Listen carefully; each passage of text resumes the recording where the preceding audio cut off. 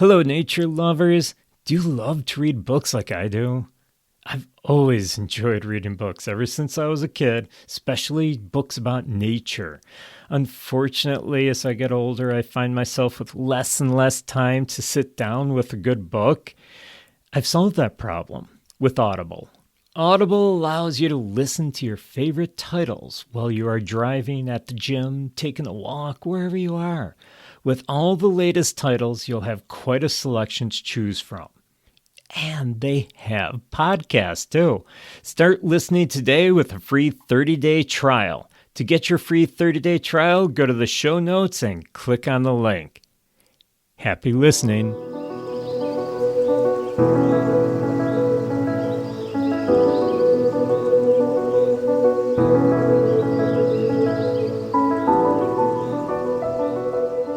Welcome, fellow nature lovers, to the Nature Wanderer podcast. I'm Paul, and today I have that luxury of just sitting back and watching the grass grow. How did that get such a bad reputation? Watching grass grow is associated to being boring, something boring. It's like, I'm so bored. It's like watching the grass grow. Well, I don't think grass is that boring. It's actually pretty fascinating. There's actually 11,500 species of grass out there. Now, you're just looking at your lawn thinking, hey, it's grass. But you know, grass actually covers a lot of different plants. So another fun fact, giant bamboo is the largest variety of grass. It can grow up to 151 feet tall. And bamboo grows very rapidly, too. So that's the type of grass you want to watch if you're watching the grass grow. Some grass taxonomists, yes, there is such a group of people. They're actually known as agrostologists. So agrostologists, they basically do the taxonomy of grass, study grass, and they decide this grass is different from this grass, so we're going to give it a different name. Well, they estimated that there are as many as 13,000 species. Now, about 1,400 of those species are in the U.S. So we're talking around the world, there's 13,000 species. And we have at least 1,400 species or more right here in the United States. Now, grasses are technically called graminoids and are usually herbaceous plants with narrow leaves that grow from their base. That's why grass is growing from the ground, the base. It's that simple. If you want to break it down even further, there are 3 different types of grasses. Now, I may have the pronunciation wrong, but we're going to try this out anyhow. Juncaceae. Juncaceae are your rushes. Usually what you see along the edge of a pond, those big tall grasses that are sticking out of the shallows of the water, those are rushes. And then you have Cyperaceae. Cyperaceae are your sedges or your bulrushes. And then you have the last one, Poaceae, which are your grasses, your standard grasses. Now, grasses include a lot of different plants, and we'll get to that in a little while. But let's first talk about grass itself, the parts of it. I mean, of course, you have to have roots. You need a way to get the moisture from the soil and the nutrients from the soil going into the plant, and that's done through the roots. Now, from the roots, then you have the stem coming up. The stem comes up, and you have leaves coming off of it. Now, here's something really weird that's going to blow you away. Then you have the flower. Yes, grasses do get a flower. If you ever go into a field where the grasses are really, really, really, really, really tall, or you see the pictures of the farmer with that piece of grass hanging out of his mouth, that sweet grass, and there's a bundle at the end of it, that's the flower. Grasses do get flowers. We rarely see them in our lawns because we're always cutting our lawns. Yeah, we're cutting them really short so they don't have a chance to sprout that flower on the top.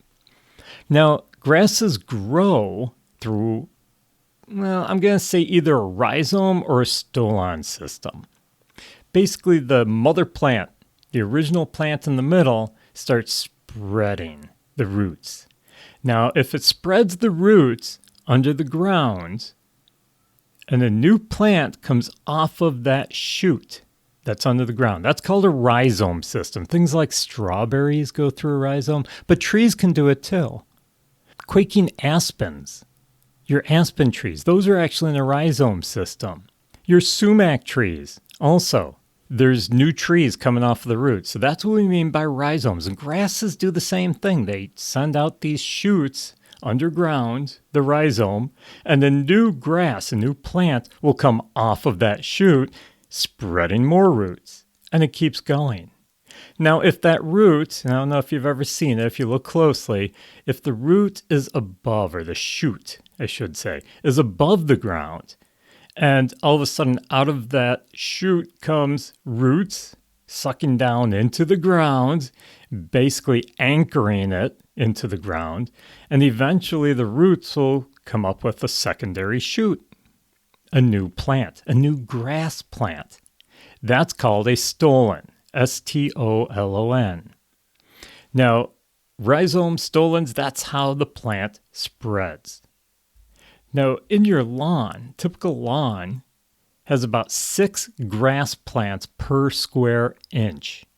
Here's your homework. Now you get to go outside, measure your lawn, see how big it is, and then calculate how many square inches are in your lawn and multiply that times 6. And that's how many plants, grass plants, you have in your lawn. I'm not going to tell you because I don't know how big your lawn is, but I know I have millions of them. Yeah, so the average lawn could have millions of grass plants in it because there's 6 plants in every square inch. And once again, rhizome system. You ever have the grass start creeping into your garden, into your flower garden or your vegetable garden? Well, that's because of the rhizomes, the roots. They're going through the dirt underneath, and a new shoot will start coming up. Or into your dirt driveway, your stone driveway. Yeah, that's annoying. But that's what's happening. Now, another interesting thing about grass plants is they have evolved to grow at their base instead of their tips. Now, other plants, most plants, they're growing up out of the ground from the roots. All the nutrients are pushing the plant up out of the ground, and it gets taller and taller and taller. And even a tree, trees don't grow out, they grow up. New growth is growing off the top. If you cut the top of a tree off, new branches will come out the side and they'll start growing up. But it's all new growth on the top. But you see, grass gets eaten by a lot of animals, the deer, cows, horses. A lot of animals will eat grass. And if it chops off the top, it won't be able to grow any taller. So instead, the plant has learned, it's evolved to grow at the base. So if you ever see a chopped off top of a grass plant and it gets taller, but it's still chopped off at the top, that's because it's growing from the base. This is so that it can protect themselves from the chewers. It allows them to be grazed or burned without receiving any damage to the growing points and allows them to regrow quickly. Yeah, grass grows quickly.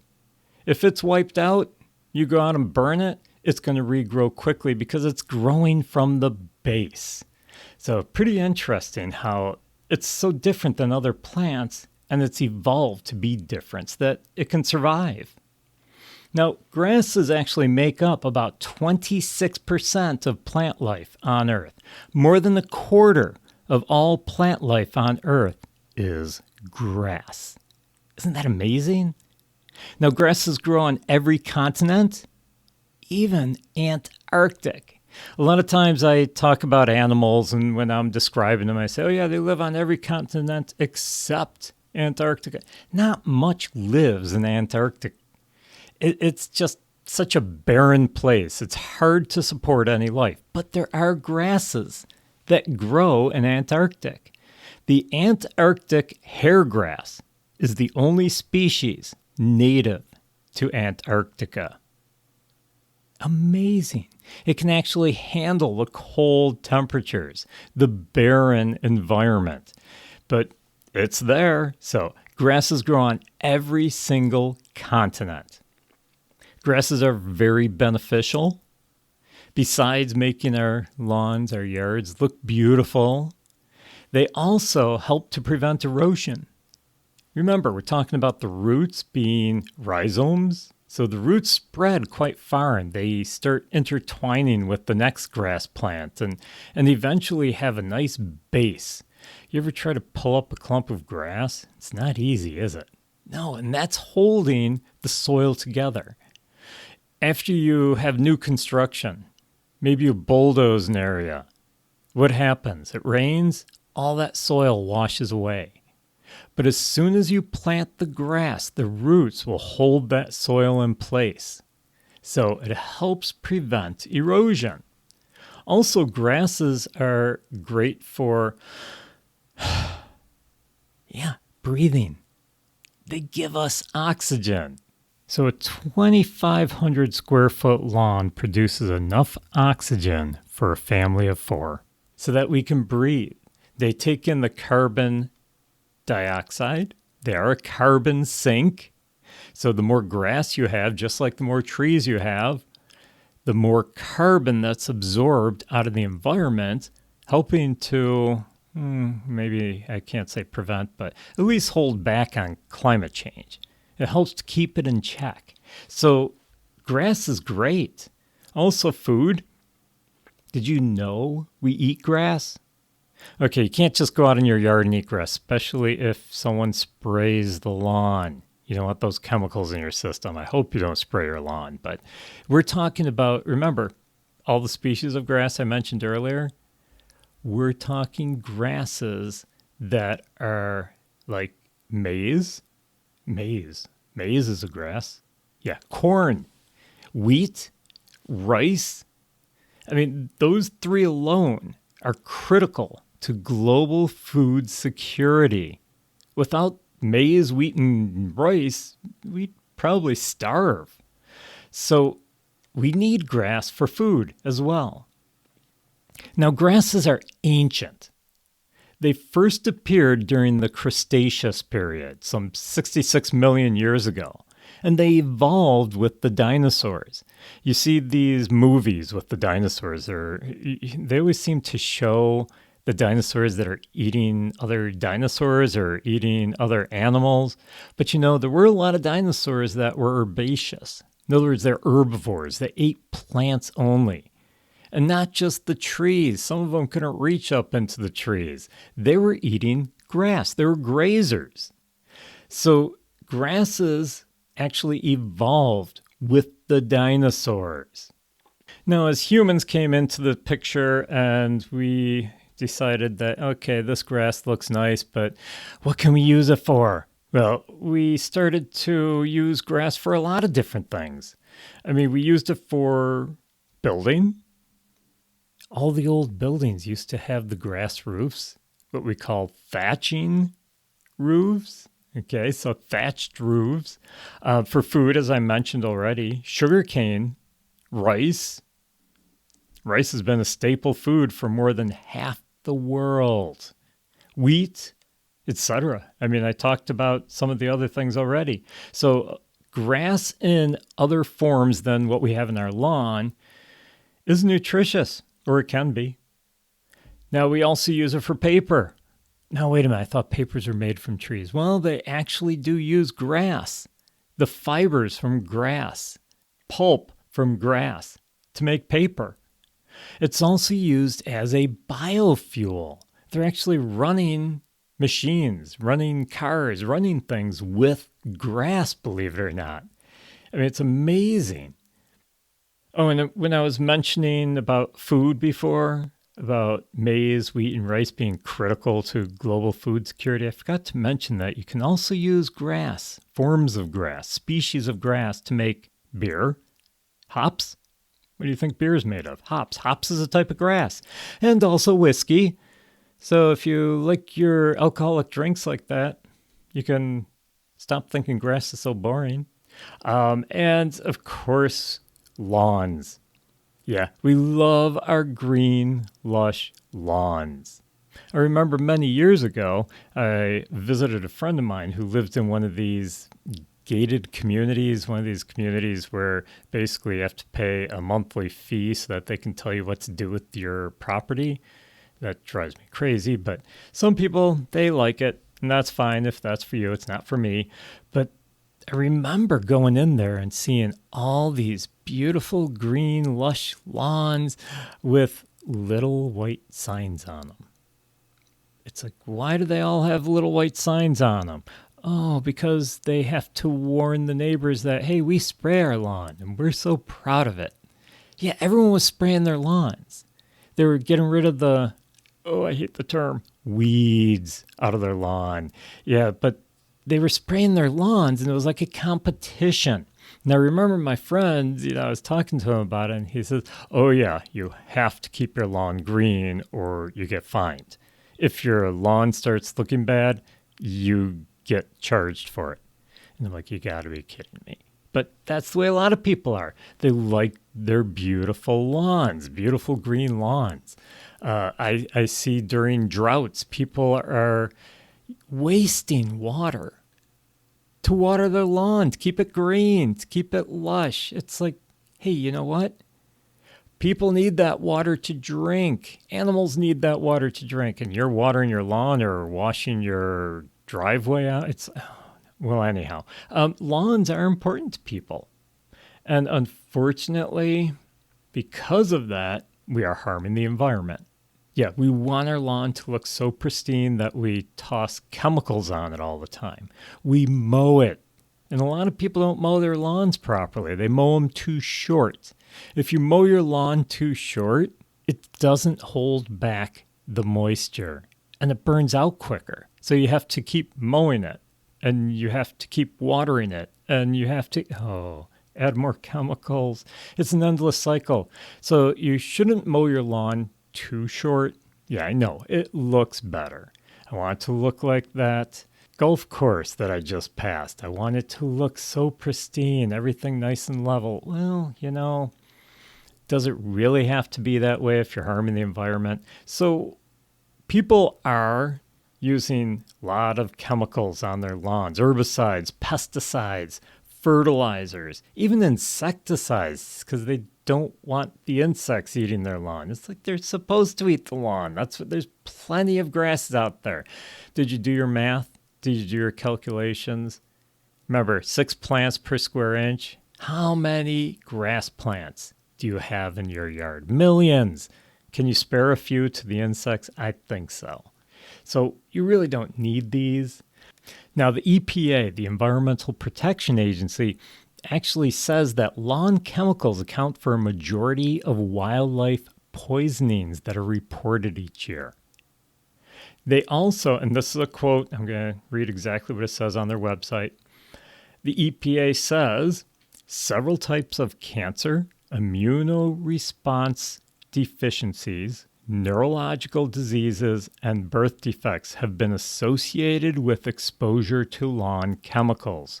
By releasing chemical toxins into the environment, air and water quality suffer, ultimately causing health problems.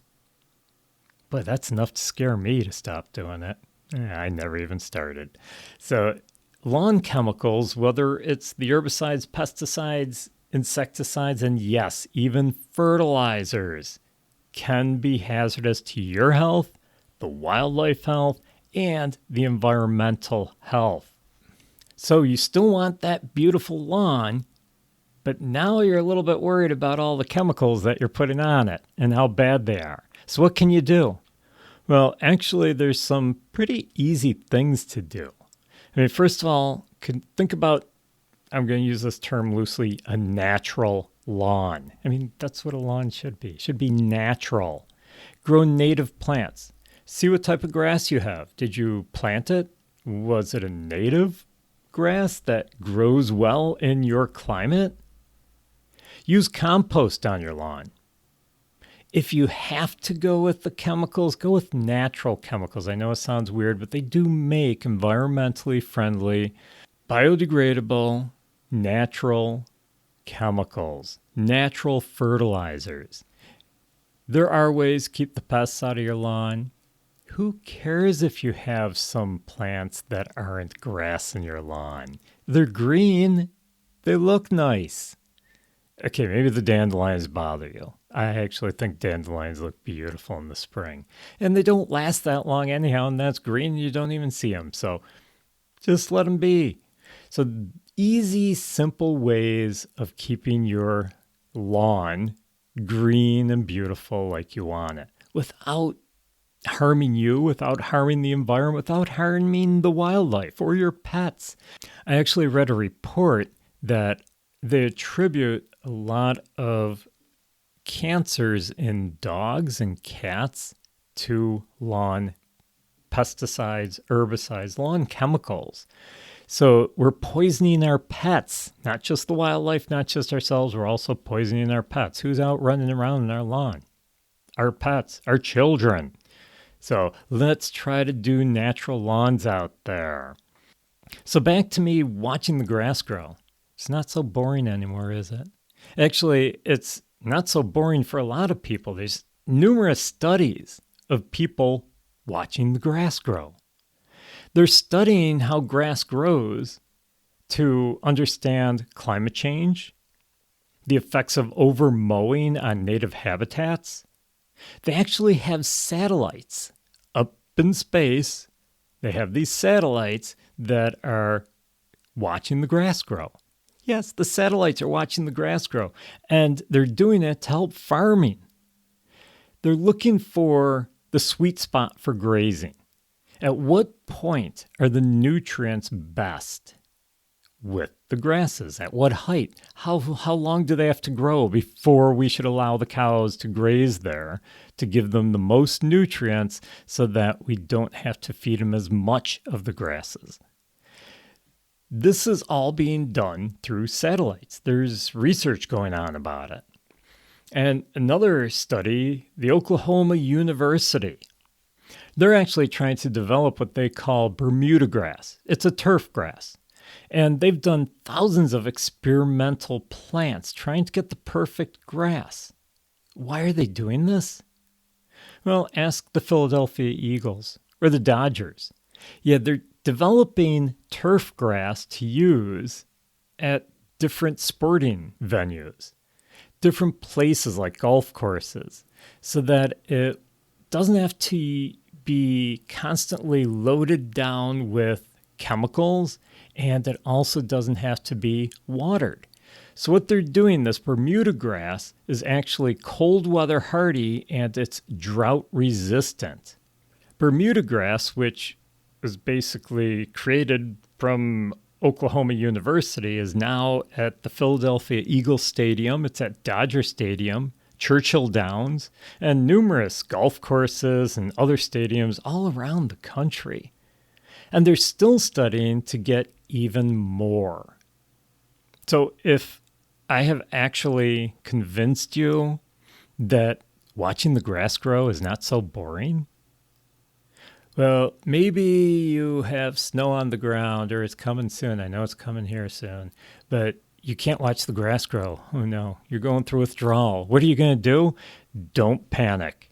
There's a website out there. Yes, there's a website to watch the grass grow. It is watching grass grow, hyphen in between each word. So watching hyphen grass hyphen grow. Yes, there is a website. This guy put up a website, watching grass grow, and it just points on his front lawn. You can watch the mailman go by if you want. You can watch him mowing his lawn. And don't panic, okay? Just because you can't watch your own grass grow, you can watch someone else's grass grow. Well, unfortunately, we're pretty much out of time. Well, at least I am. Yeah, I've sat here long enough watching the grass grow. Now it's time to get out the lawnmower and cut it. Yeah, it's getting a little bit long. Don't worry, I'm not going to cut it real short. I keep my grass a little bit long, not too long where it looks awful, but I've got some really good topsoil up by my house, and it seems to grow a lot quicker than down lower on my property where it's a little bit more clay. So I need to get the lawnmower out and get this lawn cut. But I'll see you next week. Be sure you come back. Bring some friends with you. Always good to have friends wandering through nature with us. If you haven't already, rate and review. And if you'd like to support the podcast, become a patron on my Patreon page or go to my Ko-Fi page. All the links are in the show notes. And I'll even put a link to Watching Grass Grow, so that you don't have to type it all in. Just click on the link in the show notes. But make sure that you support the podcast, bring a friend, and if you'd like some awesome merch, there's some really great merchandise that I have, t-shirts, sweatshirts. The weather is starting to cool off. You might want a really cool Nature Wanderer sweatshirt. They come in all different colors, sizes. You can also get other merchandise. The links are in the show notes, and you can also find my store from the website. Website is naturewanderer.org, and my Instagram is The Nature Wanderer with underscores in between each word. You can also find me on Facebook. Make sure you keep spreading the news about the Nature Wanderer podcast. And I'd like to thank you for joining me today, watching the grass grow. Get out and watch the grass grow. It's not so boring anymore, is it? So get out and watch the grass grow, and above all, keep exploring the nature around you.